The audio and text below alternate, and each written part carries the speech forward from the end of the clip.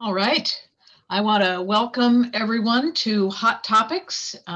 Today is December 7th, 2020, and this is one of our last Hot Topics of the year, and one of the last ones that I'll be participating on.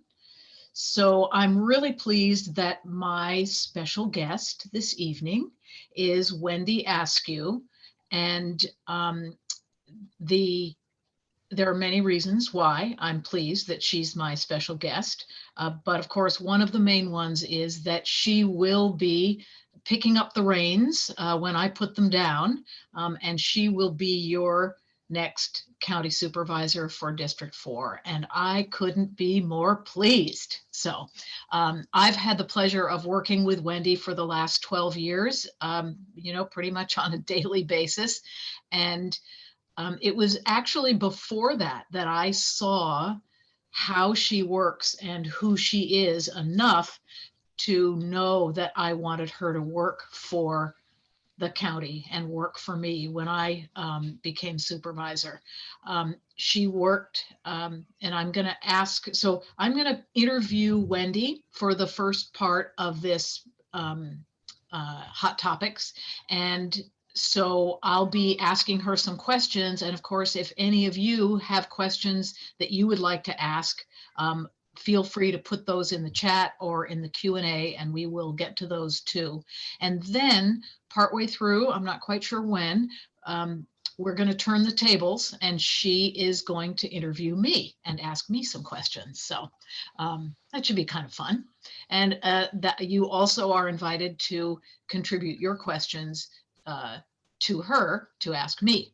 So anyway, I just am going to mention that I was introduced to Wendy by a mutual friend who felt that she and I needed to know each other. And so we got together for lunch and it was very nice. I enjoyed meeting Wendy, but I don't think either of us had a sense for how we were going to follow through on our friends' good intentions.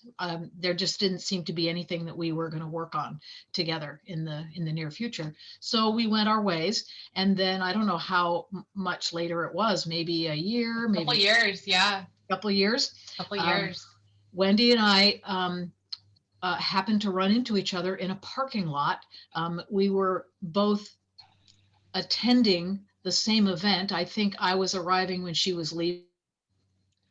And you know what it was, Jan? It was the Community Action Commission. Yes. And the reason why I joined the Community Action Commission was because I saw a little blurb in the Monterey County Weekly right after my grandmother had passed. And I thought, my grandmother would want me to be involved in my community. And my grandmother had worked for the county of Contra Costa for years and years, her whole career. And so I applied, and Jerry Smith appointed me to this Community Action Commission. So we were coming from a Community Action Commission meeting over at Father Perez's church here in Marina. Epiphany Lutheran. Yeah. Right. And I ran you in a parking lot. Right. And at that point, I was just getting engaged in and organizing my campaign for county supervisor in 2008.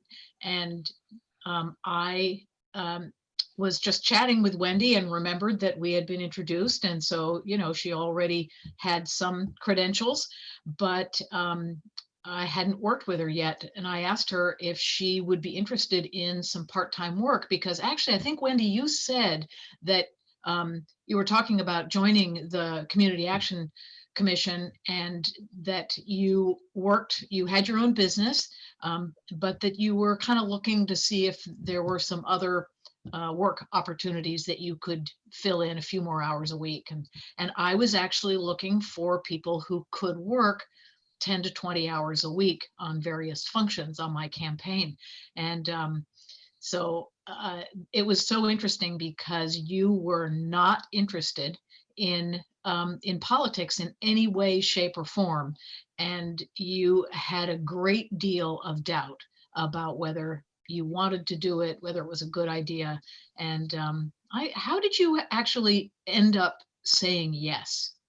Well, I think, I came from a place where politics was kind of dirty, and it was this thing where everyone was mean to each other and people lied and were deceitful. And I had never experienced politics or elected officials as being people whose hearts were doing it for the right reasons, who would be honest, who would disagree respectfully. Like that had not ever been what I had seen take place around me. And so I think I said to you, I said, Gina, I don't know about your politics, and I don't actually know about my own politics. And I think I said, what about when we disagree on things? And you I looked at me and you were remember like, that. well, of course we're going to disagree on things. And I hope you always tell me when you disagree with me. And I would hope that I could learn more about your perspective. And you were so open and respectful. And um, it was just like it was just so different from the experience that I'd had. And so when I worked on the campaign in 2008, I think I was just sort of on the back end doing data management. Like I Yeah. wasn't out on the phones, I wasn't knocking on doors. I was, just sort of, I was watching and I was learning and I was listening. I was watching you really closely.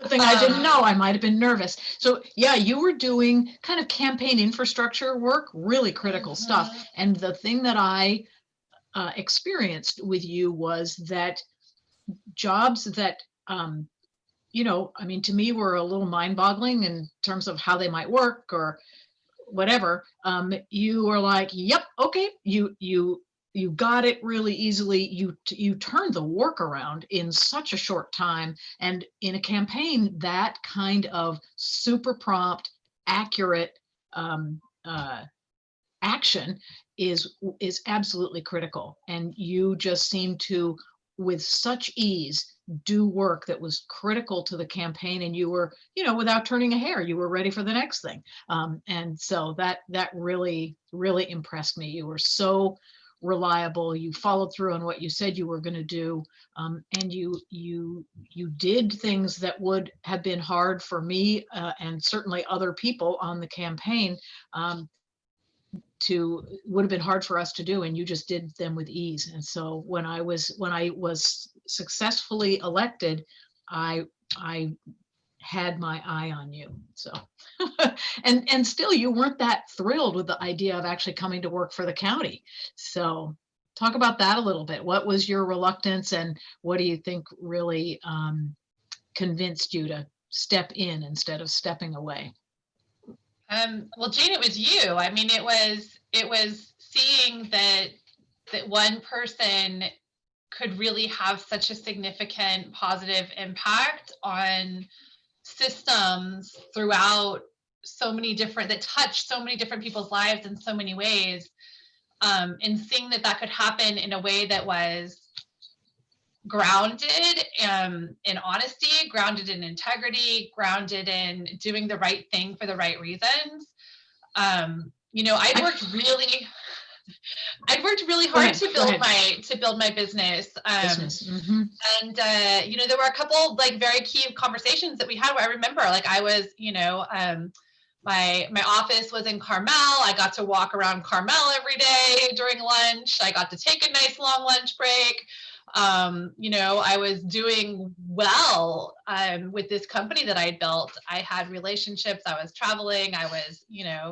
Um, I was building my business, and I knew for me, like I had these, couple key things. Like I knew that at some point Dominic and I wanted to start a family, and I knew that having flexibility to control my time and flexibility to be a mom was something that was really important to me.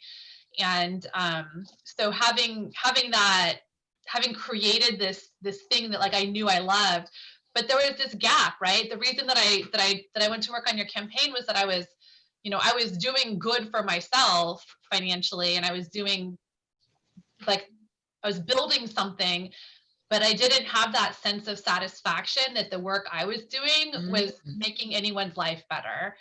The work that I was doing as an industrial food broker, I was helping in some of the middle functions of food production, but like I wasn't necessary, and my existence didn't result in someone's life being bettered over the long run. And so there was like this like missing piece and all of that. And Yeah, you had your grandmother on your shoulder. Uh, and I remember too that when we were, I think you had said, okay, well, maybe, because when we talked about all these different issues, and because I was elected in June, I had until January, essentially, before I could take office, and I decided to get tours of as many of the county departments as I possibly could, so I could be familiar with, I knew what some of them did, but know, okay, who's the department director, where are they, physically located, their offices, what is it that they do.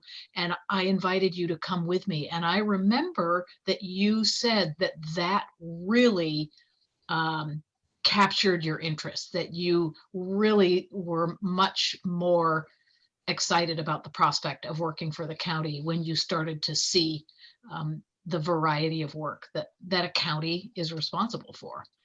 Yeah, I mean, I had no idea, Jane, that a county did what a county does.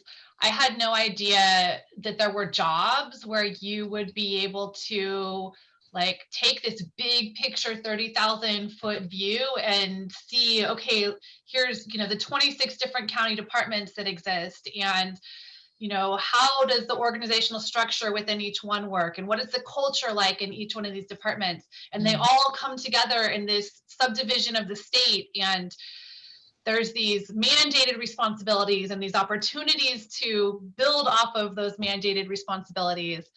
It was this brilliant mix of like big picture strategy and functionality with work that like touched everybody around me. And it became the thing where like I can't now drive down the street or walk down the street without seeing, oh, that utility pole is in a right of way that's managed by the city, and the sidewalk here is the public works. Oh, and then here's the gutter which goes to the water management district, and that property over there is is zoned for business, but this property over here is zoned for multifamily. And all of these things are decisions that people are making, and all of these things impact my life and my mom's life and my child's life.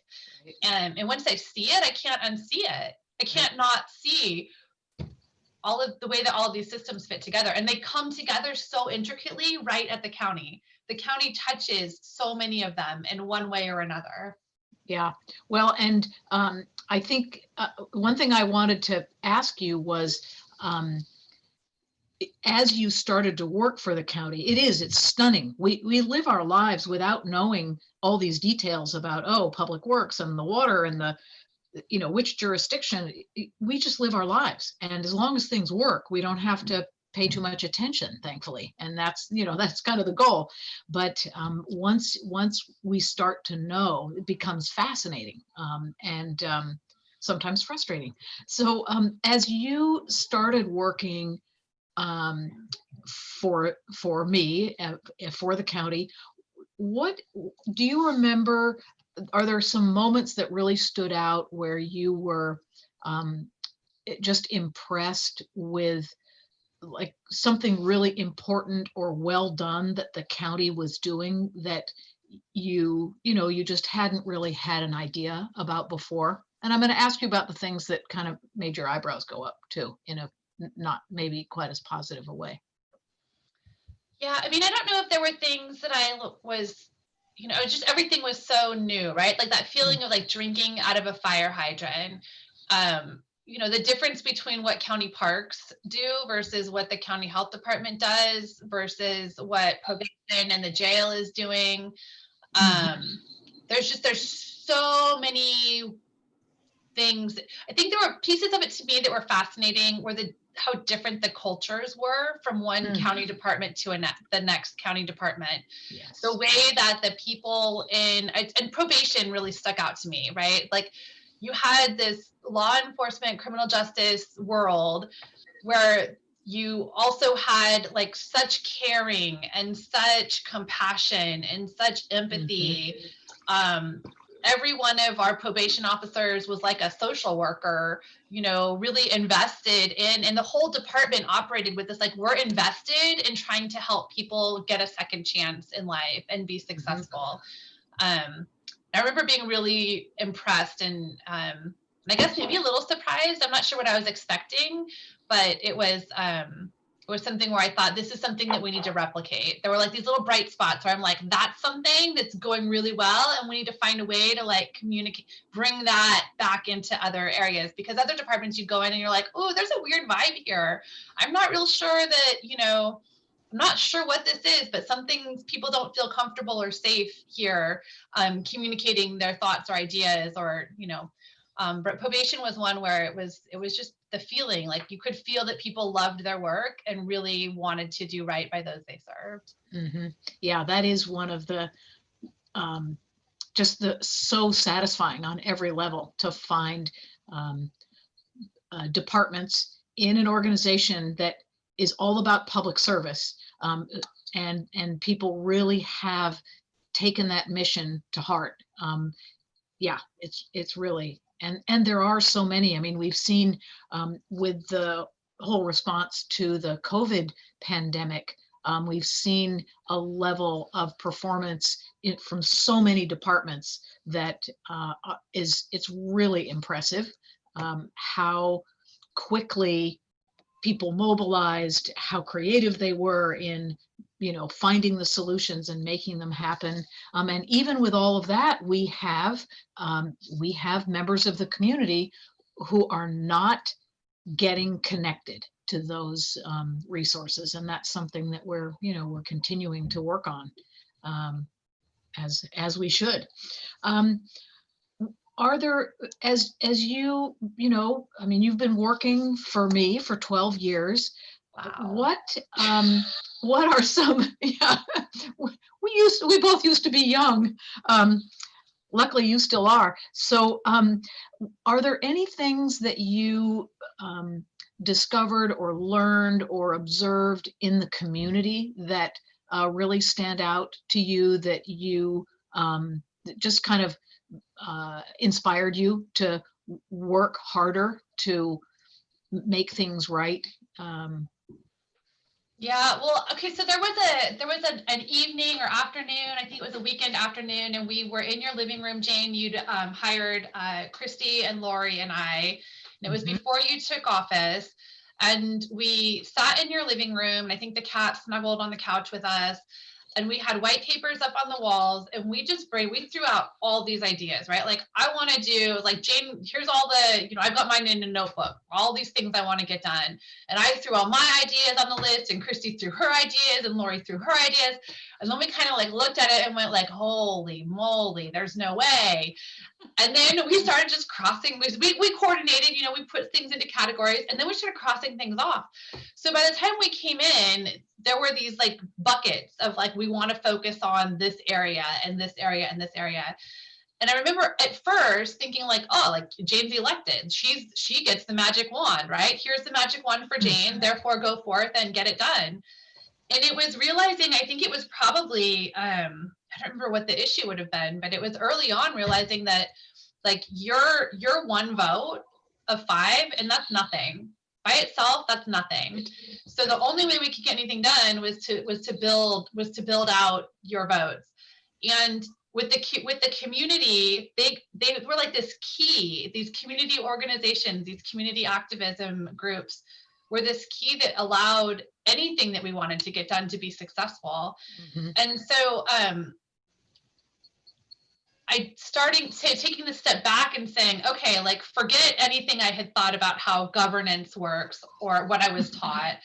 And really, like, we are here because the people voted you into office. And I don't think coming in to working for you, I had any concept of how much power the community voice holds when it comes to asking electeds to do the right thing. I really, truly just thought like you elect the right person and then they do their thing, right? Like you don't have to care what they're doing. You don't have to pay attention. When a law becomes a bill or when an idea becomes a law, that thing that they teach you in, like there's no there's no, and then here's the community, and then they tell the elected what they want to see happen. Like, that's not a part of it, right? It's like, here's the elected body and they do these things. So I think for me, realizing the power that the community voice had and the power that community organizing has to create the type of public, the type of environment, the type of city or county or area or region that I want to live in, was just really phenomenal to be a part of that from your office. Mhm. And we saw it with Whispering Oaks, we saw it with Monterey Downs, we saw it was time and time again where I think there were a handful of times where you'd voted no and you were the lone no vote on the board. And then the community stood up and said, no, we said no. And everyone had to come back and change their vote. Mhm. But it took a lot of guts for you to stand up and say no. And it took a lot of just integrity, I think, was really what it boils down to, for you to say, I'm not just going to go with the flow to go with the flow. Like, sometimes you have to use your voice as the elected to say, like, no, like, this just isn't right. Or I can't support this, even though it would be the easy, quote unquote, easy thing to do. But you saying no then gave the public this chance to be like, yeah, like, there's a reason for us to now speak up. Mm-hmm. And I think we, and you're right, that is one of the things that just the power of the community voice. I mean, members of the community know what their lives are like. They know where the problems are, and they often have good ideas about what the solutions could be. Yeah. And so making sure that that kind of direct, pragmatic, sometimes visionary, but common sense perspective gets into our heads as the elected officials. It's critical, because you know, as well-intentioned as I am, I like to think I am, I can't be everywhere and know everything about different people's realities. And so having people be able and willing to speak up, it's one of the reasons that I wanted to have Hot Topics, was because I loved walking precincts. And I just feel for you, because you didn't get to do that in your campaign, but walking door to door and talking to voters. Of course, you're asking them to vote for you, but often I got into conversations with people about what, and I would ask them, you know, here are the things that I'm really focusing on. Are there, you know, other issues that you really think are important, or, you know, what's your experience with the, and people would talk. And of course, too, I would see their neighborhood and kind of see the ones that were, I mean, the thing that really struck me was when I was walking in Salinas, that like so many homes had lawn out front that were green. The green lawn. over on the coastal side, we haven't had that in a long time. But anyway, it's kind of funny. Yeah, the voice of community members just has been key. And you know, the other thing that we did, and you were so great about this, well, and Christy too, in being in touch with the activists, and also just being in conversation with county staff, we watched for opportunities when there was something that was on our list that we weren't sure we were ever going to get to, or how we were going to, you know, convince two other people on the board to be supportive of. If there was something that the community was doing, or that county staff were doing, that we could get behind and elevate, it really helped. And I remember the first time we did that I remember with county staff, with the staff initiative, was in that first year that I was in office. We were coming up on August, which is Breastfeeding Awareness Month. And I forget, I asked something about, well, where are we with breastfeeding policy? And so you looked into it, and it turned out there were some people in the health department who had been working on a breastfeeding policy for like 3 years or something. But every time they tried to take it up the hierarchy, in the supervising manager, the this or the that, they never could get it to come out of the department. They just kept being stymied. And so by us asking, it meant that we were able to help them continue to make progress on the policy and have it. Originally, it was just going to be for the health department. And we said, well, that's great, but it's the law in the state that we have this policy and that we have lactation accommodation. So let's make it for the whole county, the county family, the county operation. And of course, being ever the wild-eyed whatever, I wanted the county staff then to be a resource to the community, because we have workers. And well, the more you know about the value of breastfeeding in that bonding relationship between the baby and the mom, and how that affects a kid's development over the span of their life. I mean, we should require it because it's just such a crucial factor in children doing well, socially, academically. It's just psychologically, physically, every way. Anyway, that was fun. That was one of our first opportunistic. And I think for me that breastfeeding policy was one, and there's so many examples, right? The tobacco retail licensing ordinance was one where we talked to staff and found someone that had a project they were working on. We're like, yeah, like we got your back. Like, let's bring it forward. Let's move it. But with the breastfeeding one, my mom, I watched my mom spend her entire career helping one mom and one baby at a time, right? Like I'd come home from school and there'd be a mom crying on the couch and she'd be holding her baby and my mom would be helping her learn to nurse, or helping solve some problem with that. And then suddenly I realized that there's this, through policy, right? Like there are all these barriers to letting people do the right thing or to getting that one-on-one support, right? And then suddenly we can pass a policy that like institutionalizes access to support for thousands of people, right? For thousands of families through one written document that of course gets, has to go through actually being implemented.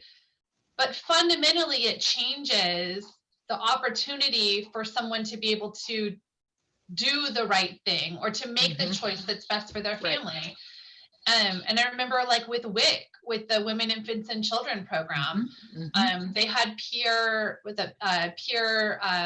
support people. And at one point their budget was going to be cut. And even though it's a highly leveraged, it's one of those programs where we get, for every $1 that the county puts into it, the federal government gives us $5, something like that. And from a like investment side, the county was thinking we need to save some money, so we're going to cut this program. And I got on the phone with people like, we need to stop this from happening. So that's the community voice there. But it was policy. It's the policy of we as a community value women and infants and children, and we're going to provide this little bit of investment that fundamentally is going to change the lives of generation of families here. And that to me is the thing about this job and about being in the county role as a decision maker and a policy maker, where by doing the right thing, you can have so much good. You can influence so much good for so many people, like for generations of families. So that kind of gets me to the question of, so it wasn't long. We hadn't been working as a team very long before I started saying to you, Wendy, you've got what it takes. You need to think about running for office, run for my seat, whatever. And you're like, no, same conversation we had in the parking lot in a way. But but you really have grabbed onto the power of policy and the kind of the principle-based decision-making and the inclusion of the community in the conversation. And so, and eventually, clearly, you became willing to consider running for office. You ran first for the Monterey Peninsula Unified School District Board, which makes total sense. And now, within we're ready to think about running for this seat. And what those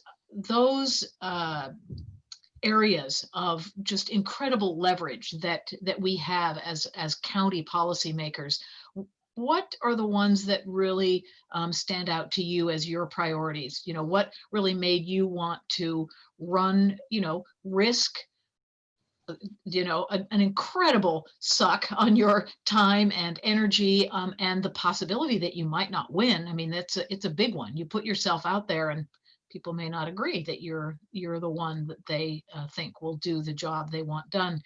What made it worth it to you to do all that? What priorities were you really looking at? There's no one answer to that question. There's like this whole series of conversations, and with so many people. There's this woman we met in Mexico on my 40th, like it was the day before my 40th birthday, and she was holding her baby and our kids were playing together. Turns out she had just won her election for Minneapolis City Council. She was pregnant when she was running, and I remember just thinking, like, that's insane. And oh my gosh, but you're amazing.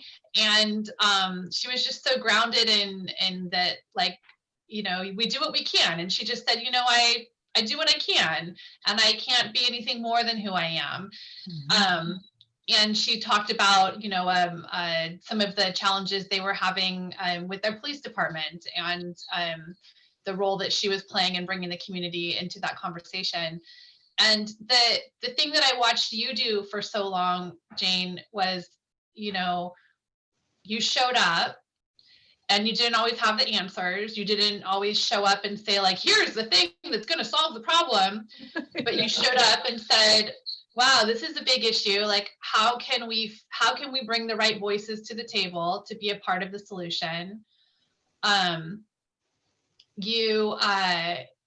was I keep coming back to this concept of integrity in who our electeds are. And after seeing the way that it was possible for me as a staff person to work for you and to pretty much be able to walk into any situation and feel comfortable knowing that I pretty much had a sense of where you were going to land on whatever the issue was, whether we talked about it before or not, because you were just so principles based in how you would approach an issue or how you would approach a decision on something, that realizing that there could be leaders like that, and that there could be politicians or who don't have to have all the answers, but who are really truly going to do the right thing for the right reasons. Like, I just got stuck on that, and I thought, like, I don't want it to be any other way. I want to make sure that there's a voice for working families. I want to make sure that there's a voice for, children of my mom, right? Like, I want to make sure that, like, that it's not that the right decisions are being made for the right reasons. Across the board, whether it be in child welfare or whether it be in probation or whether it be in a land use or water decision. Like, this is my home, and this has been my home for forever. For generations, my family has been here, and I really do feel this deep sense of responsibility to this place and to the people who are here now and in the future. And I don't know, it became the thing where it's like, I couldn't not do it. I couldn't not do this really brave thing. And we could have a whole nother conversation about how, like, I say that the campaign was life-changing for me, just running for office, regardless of what the outcome was going to be. Like, it was one of the most vulnerable things I've ever done, right? You are publicly putting yourself out there in the most vulnerable way. Knowing, and I was fearful, right? Like I didn't want to run because I was afraid of the negative, gross campaign stuff that goes on. And I wanted absolutely nothing to do with that. And so, like knowing that may be a part of what plays out, but you're just willing to do it, that I'm putting my family in this position of possibly putting them in the line of fire for that. Like, I didn't like that at all. But also realizing that and finding that there was so much support. Like, I don't know that I've ever felt more supported in anything that I've ever done on such a broad level, like from so many people, from so many different parts of my life. My 5th grade teacher was Facebook messaging me, telling me how proud she was. I mean, it's like super cool, right? That she's even paying attention. And I kind of forgot where I was going with all of this, but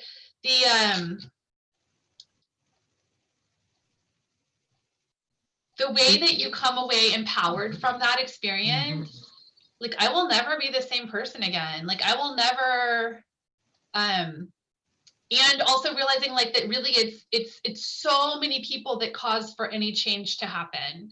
Like, this was not something I did on my own. Like, I feel like I became the person who was holding this set of values. I was like, okay, I'm holding it, but these are the values and the principles and the priorities that the community said that they care about.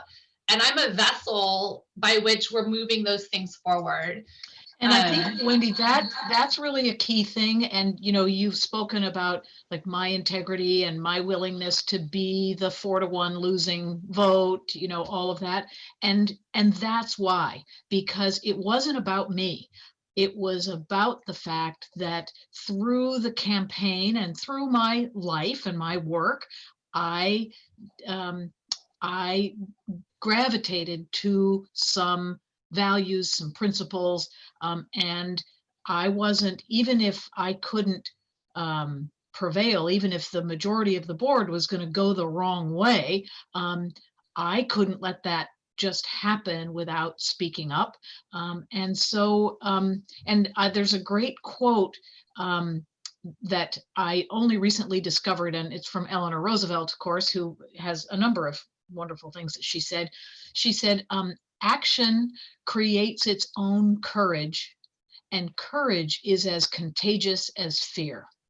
And by my willingness to be on the losing end of a 4-1 vote, it wasn't comfortable. I didn't like it. It was upsetting.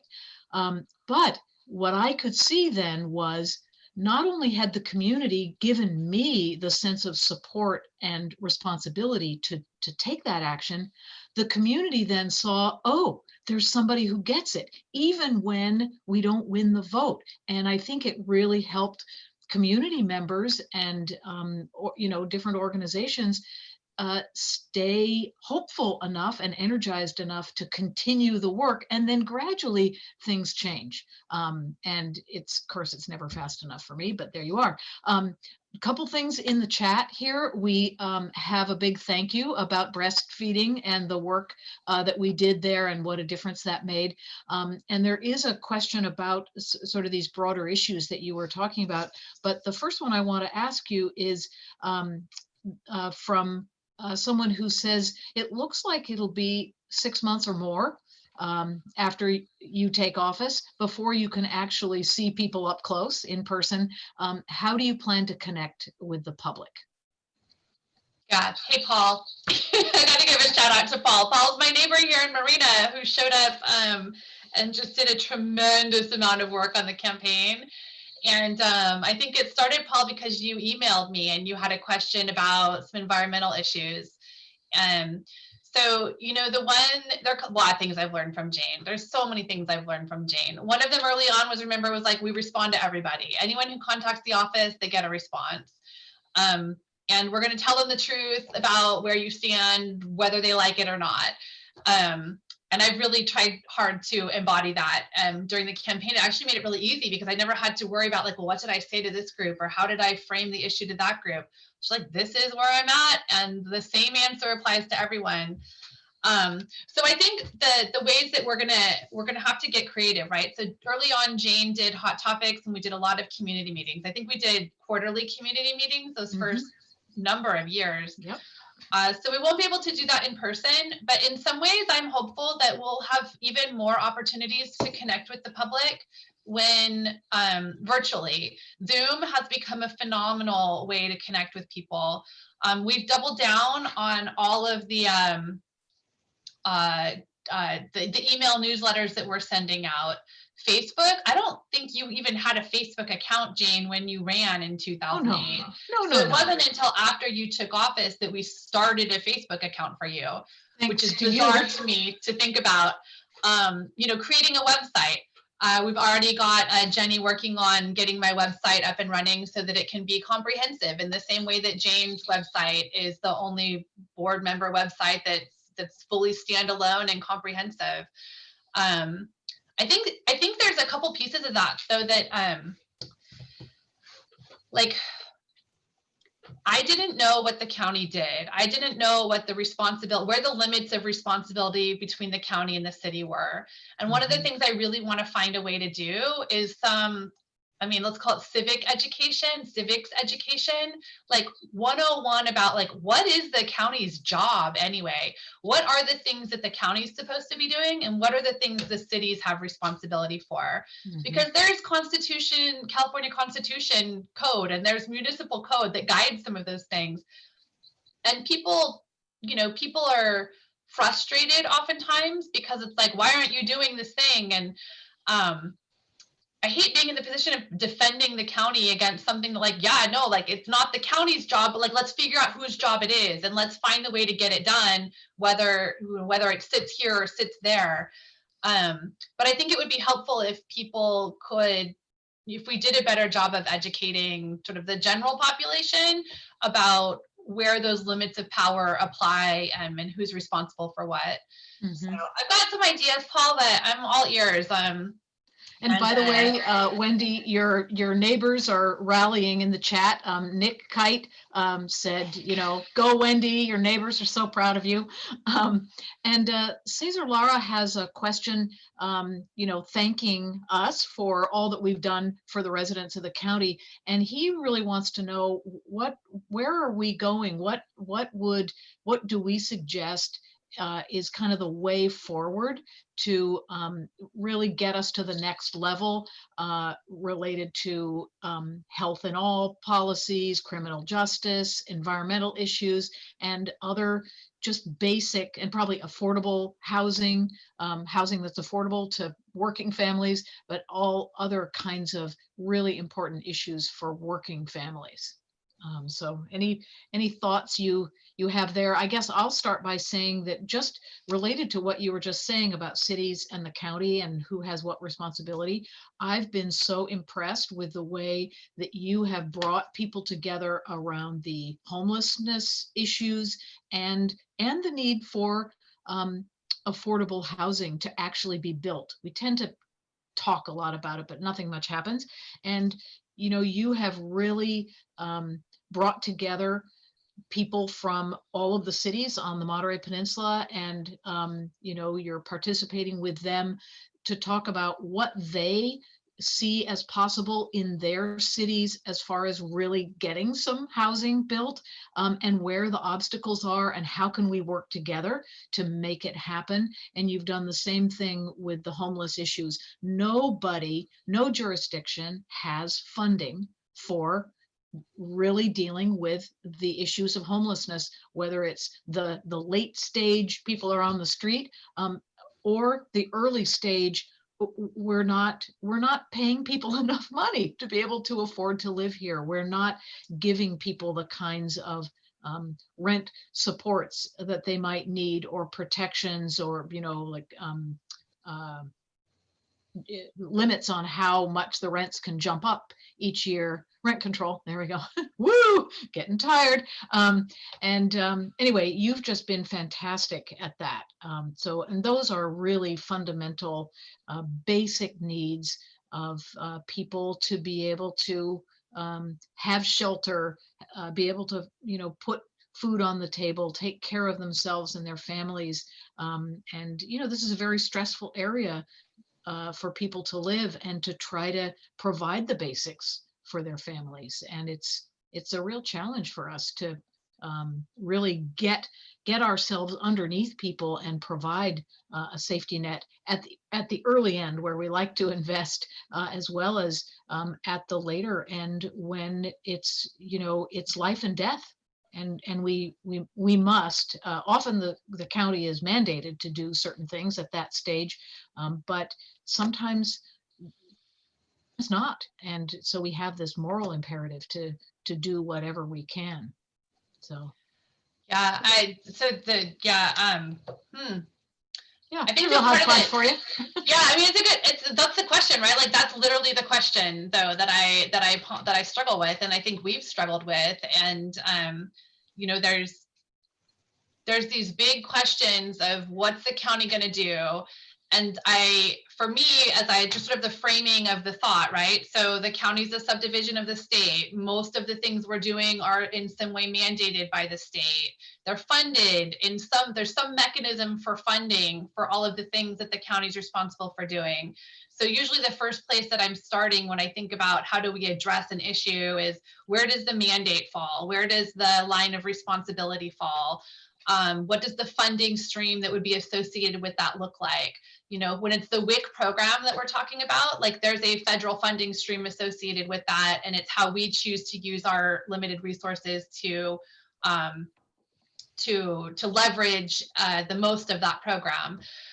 When it's homelessness that we're talking about, or affordable housing, like, there's RENA numbers, like there are mandates that we're required to be fulfilling that don't come with funding. So then it's the question of, how do we find the funding, or how do we create the inclusionary housing ordinance that's going to allow the funding to occur to meet the thing that we're required to do.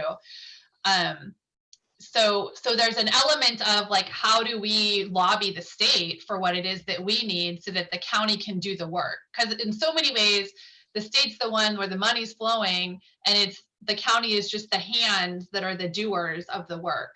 And so, and then some of the cities have a different funding stream and different mandates and responsibilities. So the role of the county to lobby the state, to let the state know what it is that we need. I still feel like I'm, like, trying to figure out, like, what's the best mechanism to do that. And we do have great relationships with our state legislators, but most recently with COVID, it really feels like there's a need for voices that represent the regular community that's hardworking, right? You've got tens of thousands of moms who are leaving women who are leaving the workforce right now because they're at home with their kids. There's nobody lobbying for what they need. And let me tell you, they're, like, up to here trying to get through the day. The last thing that they're doing is getting on the phone, calling their state legislator to figure out what's your mandate and how are you going to get this done. And, like, the playgrounds are still closed. So my role in the county is really to listen to and hear those concerns, and then figure out, okay, how do I translate that into a way where we can actually have our voices heard at the state level, so that the state then gives the county some money so that we can do the things that we need to do. And with the homelessness issue, it was really the thing that allowed us to do the work that needed to be done. Literally, the thing that allowed us to bring the people together to a table was the state providing money for us through the HEAP program. So the state voluntarily said, here's some money, you're going to have to figure out what you do with it locally. And God bless, the communities of Salinas and Seaside who stepped up in a beautiful way to say, we're welcome. We're going to welcome these services and programs into our community. But with the homeless issue, Jane, it's, District 4 is hosting literally all of the homeless services and the vast majority of all homeless beds in this county. And we can continue bringing people together to do the work and get things done, but we're going to have to figure out a way to bring our other districts and our other cities to the table to be a part of these conversations. And I think that when I look at, some of the participants on the call, we've got folks in District 5 and we've got folks in District 1 and we've got folks, you know, all over the county who are participating in this call. And really my challenge is going to be how can I use my voice as one supervisor of 5 in a city that has, you know, I see Mayor Delgado's on the call, that has 12 different cities with their own city council, 24 different school districts.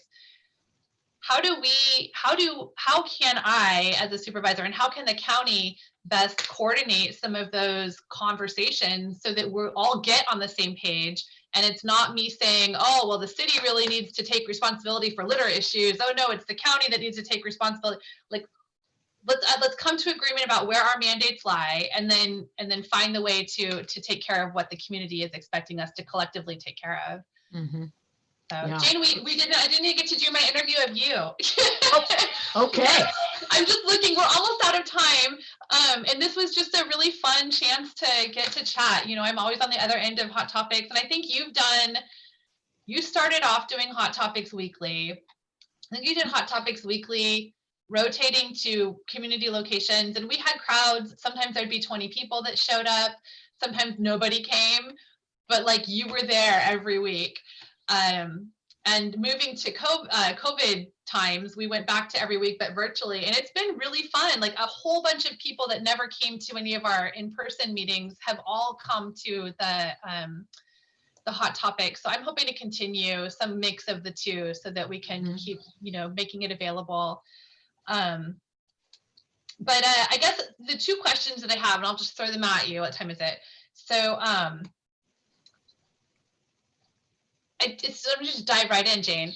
So there's this thing of like the isolation of being an elected official. And I just was wondering if you could speak to that. You know, you got elected, and then people want you for different reasons, and they want your ear, and they want to know what you know for different reasons. And I've experienced it being like this thing where little by little, you're like having that cohort of close friends who aren't trying to use you for some other reason, and how you've navigated that. And I guess part of it, I'm asking for advice for myself because I worry about that a little bit. Mm-hmm. Well, it's an interesting combination because I guess in some way there is a sense of isolation, but it feels like being very well loved.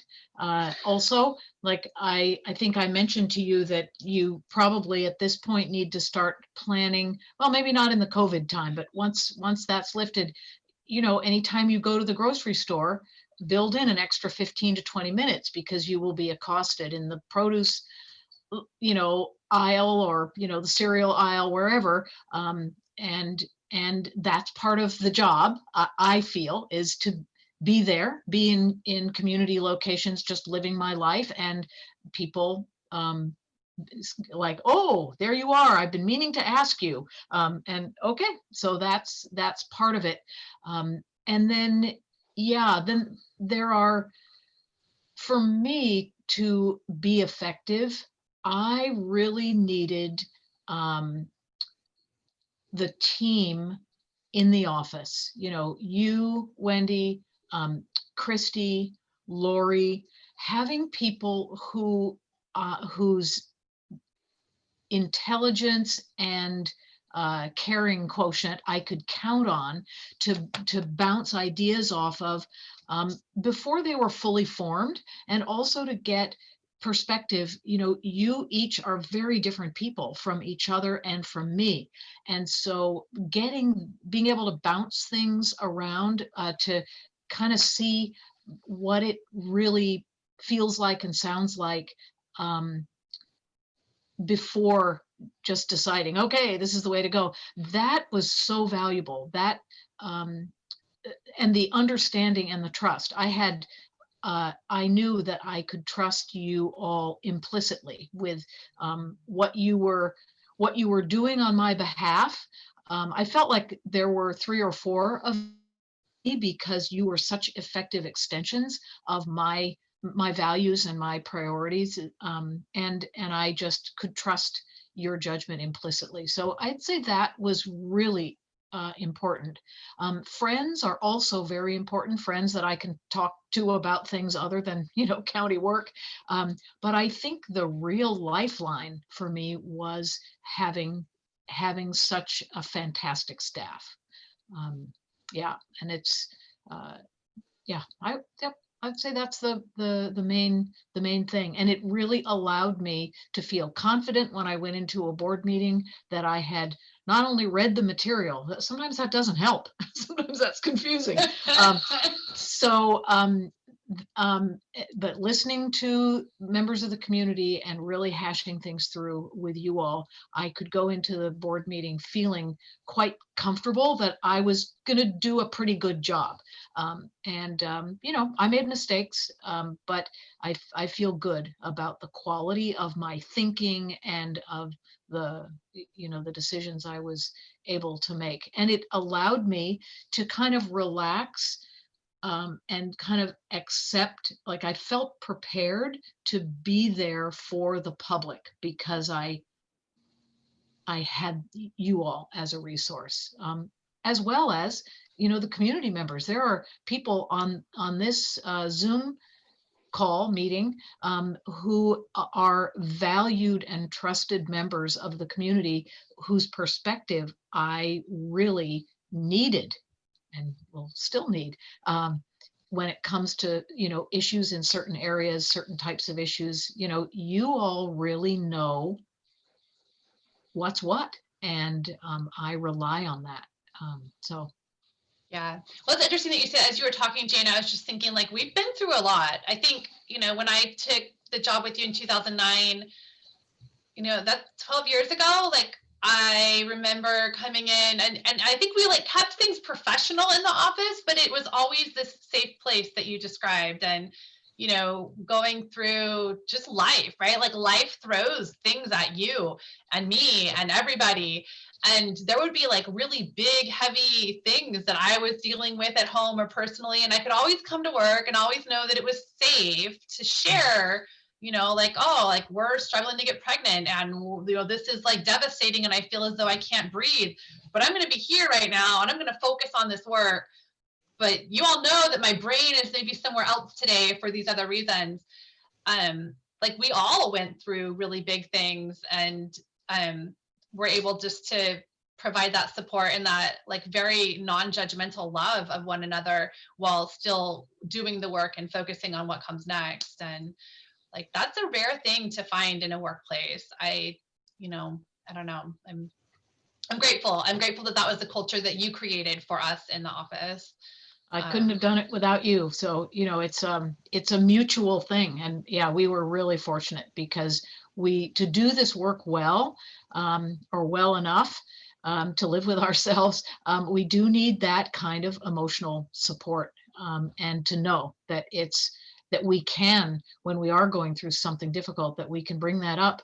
And, we don't take all day on it, but it's just helpful to know, what's going on with each other, and we can adjust and roll with it and give each other space if we need it, or get each other, busier to distract me, please. Yeah, exactly.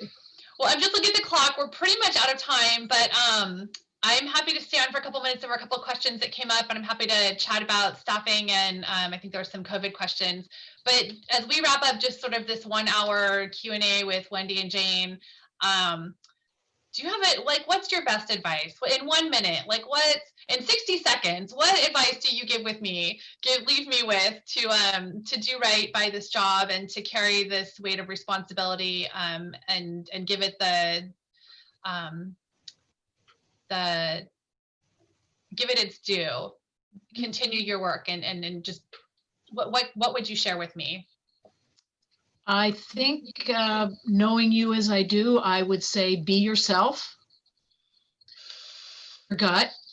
Take good care of yourself. Take breaks. Take vacations, to recharge your battery and to reconnect with, what is life giving and life affirming for you. Be safe and be kind. I love it, Jane. just the way you were for me. I mean, all that, but you've got what it takes. So be you, and you'll do great. Well, Take good Jane, care it's of yourself.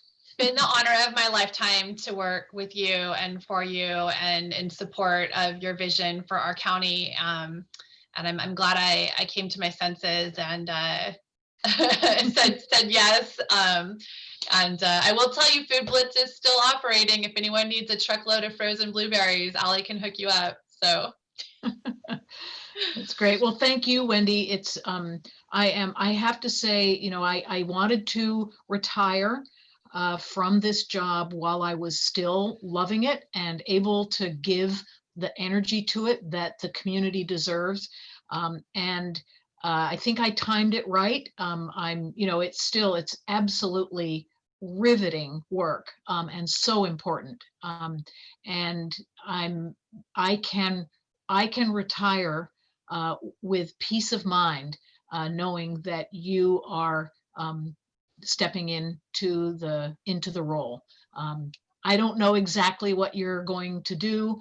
I don't know what the challenges will be that come forward after the current ones we're in. But I do know, to the depth of my being, that you will handle the job absolutely beautifully and with full integrity, and you will include the public. They will be your strength, and some of the public will be the bane of your existence. It keeps us on our toes. You'll do great. So thank you everyone for being here. And Wendy, are you going to stay on for a little bit? I'll stay on for, I've got my dinner's being served. My beautiful husband has made me dinner, so that'll be served in about 5 minutes, but I can stay on for 5 minutes for anyone who wants to stick around. Great. Thank you for doing that. There were a few questions Mayor Delgado had, and so thank you. And I am going to eat and then go to my next meeting. Jane. So thank you. Thanks, everybody. See you next week. Next week, same time, same place. Jane will be on with former County CAO Lou Bauman for her final Hot Topics. Everyone's welcome to join us. We have on her website, janeparker.org, information about her retirement party that will be held next Sunday at 4 p.m. We also have a tribute video that we're doing for Jane. So if you'd like to submit a 60-second video, it's quick and easy. You can record it right from your computer. So check her website for information about that. And we're also putting together a memory book with quotes and pictures. So if you'd like to submit a quote or picture, we'll be compiling all of that for Jane as a retirement gift. I think those are the big next upcoming events that are coming up. So a couple of questions. I'd love to pull Jenny McAdams and Yuri Anderson in if you guys are still on the line. I will be, let's see here, promote. And Jenny, are you still there? I'm not sure if she's still here. I'm here. Hi. Okay, awesome. And can we see you, and is Yuri here? We're just throwing him in.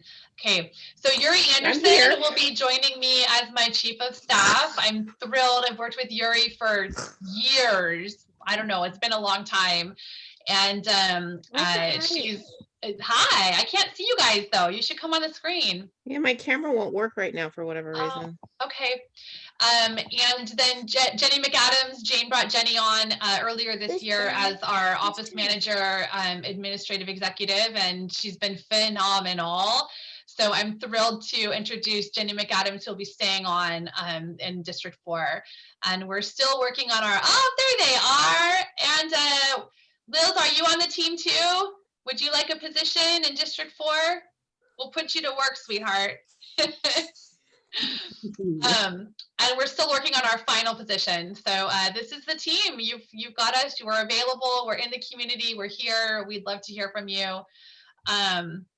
So Jenny, you want to say hi? Yuri, you want to say hi? Hi, friends.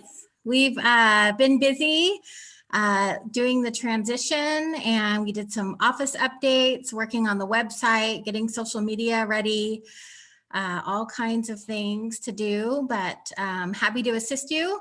I'm at the Marina Coastal office, and the email will stay the same, which is district4@co.monterey.ca.us.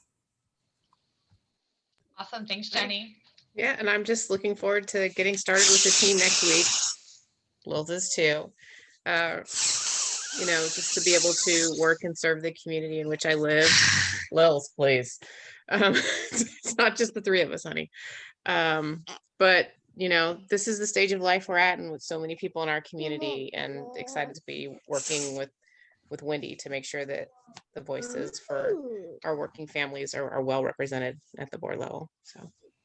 And we Awesome. all have young kids, which I think is wonderful because we're really relating to distance learning and working from home and juggling all of that. So we're definitely right there with everybody in the trenches. Yeah, it's real, and keeping an eye out for our parents. I mean, I think it's, sandwich, like there's some sandwich stuff there that, I know we're not alone in that. So a couple other questions that came up in the chat, I'll just jump right along here, was in regards to the state COVID lockdown that was announced earlier this week.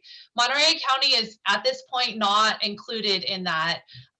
Although our county hospitals will tell you that they're concerned about staffing of ICU, we haven't hit that official state number of falling below 15% of ICU capacity. So the request and the urging is to please wash your hands, wear your mask, limit your contact. If you can stay home, please do. If you can work from home, please do. Hey, Max, sweetie. If you have that ability to protect yourself and your neighbors, please do everything in your power to keep our hospital capacity here for those who need it most. It's also possible that the county health department county health officer, Dr. Moreno, will make an announcement. He could make an announcement whenever he decides to have Monterey County go into stricter lockdown. So plan for it, but we're not quite there yet officially. And I think those were, did I miss any other questions? But yeah, District 4 at co.monterey.ca.us. We're scheduling meetings into January right now, but I'm really excited to be connecting with people. We're planning a couple tours of some housing locations.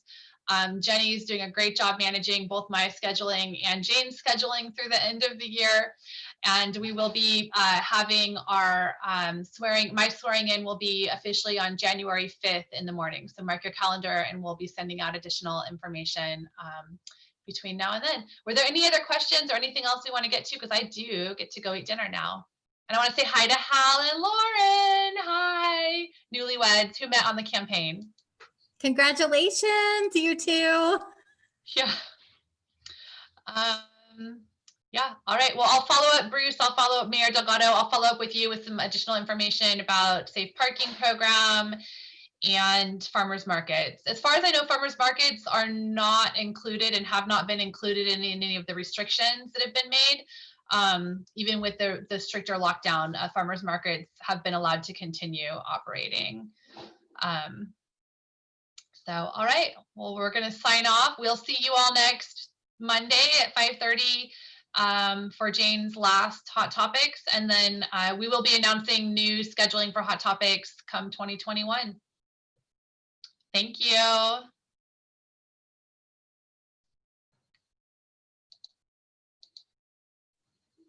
Hey, we got Everett.